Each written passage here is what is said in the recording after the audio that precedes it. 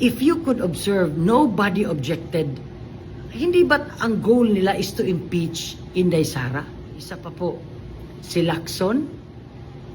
Parang questionable, no? Riza Hontiveros. Yung question po niya, parang naging defense siya. Parang nasa kampo na siya ng defense. Ano kaya ang drama nila? Ano kaya ang script? Ano kaya ang next nilang plano? Hello again mga ka-DDS and sa ating mga new friends. Ikwento ko lang, mga observations lang natin. Kung napansin lang din natin. Kwentuhan lang tayo pa, wala na tayo lang naman mga ka-DDS ang nagkakaunawaan, pareho tayo ng belief. So, kwento lang natin, nung first day of yung impeachment, sabi ni Senator Escudero, ang i-apply ay 2/3 of all the senators, kaya 16 votes. Napansin niyo po ba? Nobody objected. So, sa akin, meron tayong, hindi natin maaalis yung duda, no? Kasi napaparanoid na tayo kung hindi natin alam kung totoo or baka may other plans sila na nilalagay lang tayo sa bulsa. Kaya ang hirap din di ba? We don't know where to put ourselves ba? We don't know when to believe. Kasi nga, nadadala na tayo. But anyways, ako, positive pa rin ako because sa ating paniniwala sa Diyos. Palagi ko sinasabi, nakakampi natin si God dahil sa inexplain ko nga tungkol doon sa sinet up lang si Inday Sara, very clear na doon. Sabi naman, intayin lang daw kasi hindi pa alam kung ebidensya. Hindi naman sasabihin ni Attorney Season yan kung hindi totoo. Siyempre, they will present that. Kung kailan, anong date, bababla. Can you imagine? Balikan lang natin ng konti. Can you imagine? Ako, I was the first governor sa hindi po nakakaalam. Kaming mga governors noon, ako. So lahat ng governors, mayors, follow up ng project. Pondo, pabalik-balik dito, hirap, di ba? Pero yung ginawa kay Inday, without her requesting confidential funds, binuhos pa rin. Kahit din ayaw na niya, sinabihan na sila na ayaw ng OVP, notwithstanding the fiscal year. Di ba? Despite na patapos na. Okay? So, balik tayo doon sa aking topic talaga for this video. Ako po, talaga sa totoo lang uulitin ko, marami akong question. It's questionable talaga sa isip na, bakit ganon? Pero, we have to go to the other side. Remember, si Cheese Escudero ay originally kasama ng Cayetano camp, di ba? Ng minority ngayon. At saka, hindi na bago sa kanya yan. Dahil di ba dapat mag-umpisa na ang impeachment before? Tapos na unconstitutional ang Supreme Court's decision. So alam na lahat ni Cheese yun. Kasi dahil alam na niya yung mga evidence, whatever, yung impeachment proceedings, at saka yung mga evidence ng prosecution, so alam na niya na hindi talaga guilty si Inday.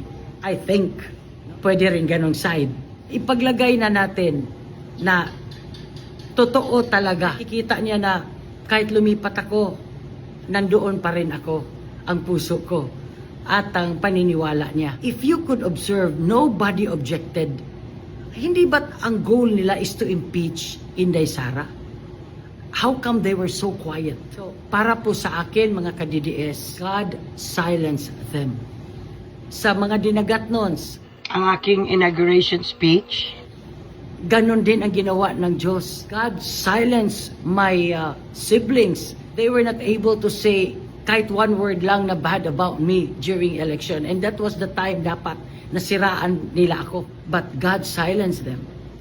Nanumbalik lang sa isip ko kasi ganon din ang na-observe ko.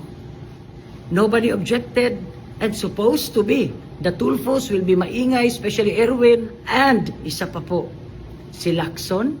Kung napanood ninyo ang interview niya, okay lang daw sa kanya na 16 votes. Parang questionable, no? Na ano kayang drama nila? Ano kaya ang script? Ano kaya ang next nilang plano? Inilalagay lang ba tayo sa bulsa ng mga ito? No, but again, dahil sa aking mabigat at malakas na faith, I am sure that God silenced them. And then ito pa po, of all people, of all senators, Riza Hontiveros. Kung napanood po ninyo, ito po yung ibig sabihin, no, na meron ba talagang hired killer na kinausap si Inday, ay si VP Sara? Sinabi pa niya na, is this impeachable ba? So, yung pag-doubt niyang yun, parang naging defense siya. Parang nasa kampo na siya ng defense. Parang, wow, miracle, di ba? Knowing Riza Hontiveros, na kahit noon na pinakiusapan siya ng mga senators na sinabi na, for humanitarian sake, iuwi natin si Tatay Digong. Di ba dalawa lang sila ni Pangilinan na nag-no? Diba? Parang questionable ba? Na of all people, tuloy siya, parang nasa kampo siya ng defense. Diba? And we know that that never would be her cup of tea or their cup of tea sa grupo niya. And that will never be her preference. Pero ganon ang nangyari. So again, dito po papasok na naman ang sasabihin ko na kakampi talaga ni Inday ang Diyos, kakampi natin mga DDS ang Diyos. Kasi sinabi ni Chis Escudero, nobody objected. At yung sinabi ni Riza Hontiveros, with divine intervention. At ito pa, biglang nag-file ang kampo ni Atty. Torion na tama ba yon na si Chis ang presiding judge? Paano kung papanig ang SC na tama yung posisyon ng kampo ni Atty. Torion na hindi dapat si Chis ang presiding judge? Alam niyo po ba kung ano ang mangyayari? Lahat po ng objections niya, lahat po ng overruled, lahat ng statements ni Senator Chis Escudero, it will be nullified. At ang mangyayari po niyan, magre-refile uli. Pagkatapos ng butuhan, magre-refile uli. And possible na magkakaroon ng dismissal. Kasi mali yung proseso. Kasi alam niyo po mga kapatid, 25 million gastos natin tuwing may hearing Grabe ang gastos ba?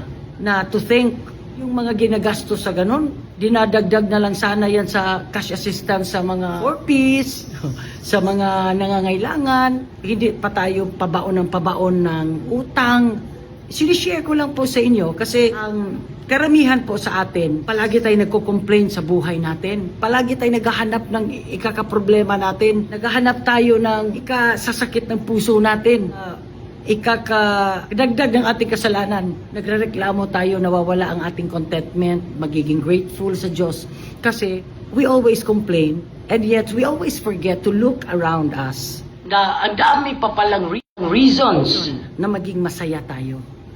Na ang dami palang blessings na bigay ng Diyos. So dito po, napapansin ko sa daming nagbibigay ng reactions, mga lawyers, vloggers, wala man lang nakabanggit na may divine intervention ang lahat. Although may doubt nga, di ba? Pero ako, positive pa rin, doon pa rin ako sa positive side na lahat ito may divine intervention, na God silenced them. This is the testament of God's power, a demonstration of God's intervention. That God is really naka-monitor at ganun tayo kamahal ng Diyos na para tapusin na ito at idagdag na lang nga sa tulong ng mga mahihirap nating kapatid, mga senior citizen, pangdagdag ng sweldo ng teachers, pangdagdag ng sweldo ng mga militaries, mga uniformed men, pangdagdag ng sweldo ng mga empleyado, ang laking bagay. Kasi kung atin talagang bibilangin, trillions na siguro yun So, sinishare ko lang po yung aking napapansin na ito po ay umpisa na parang halata na may intervention talaga ng Diyos. Okay? Ituloy pa rin natin ang ating pagdadasal na sana matapos na ito lahat, na makamove on na tayo, na para makaplano na kung ano dapat, at dapat ang pag-ukulan ng panahon talaga yung mga kailangan magbayad sa flood control kasi those are the taxpayers' money. Those are our money. So, sana panagutin dapat ang talagang managot, tapusin na itong impeachment. Kung talagang guilty, kung hindi, tapusin na. Pero sa ngayon, nakita natin, umpisa pa lang, talagang lamang talaga ang defense, not for anything else. Kasi nga, kung hindi lang tayo bias. Kasi kung talagang nakita ko na lamang ang kabila, sasabihin ko, it's really obvious naman na lamang ang defense. Kasi truth may emerge a little bit late nga, but it will resurface at the end. Alright? Patuloy po tayong magdasal, aasa na meron talagang hope for all of us, that God still loves us, God will still give us some hope para magkaroon tayo ng peace of mind, each and every one of us. Magkaroon ng tunay na malasakit sa isa't isa, pagmamahalan. Although, syempre, lahat naman tayo ay makasalanan. So, pilitin pa rin natin lumapit sa Diyos. Dahil everyday po tayo nagkakasala. Kaya, lalo po tayong kumapit sa Diyos. Okay? So, mas bigyan natin ng pansin ang blessings na ibinigay sa atin ng Diyos. Kahit ano pang sasabihin ninyo, wala po akong dahilan para sisihin ang kung ano man. Dahil puro na lang ako pasasalamat. Alright? God bless, stay safe, and I love you all.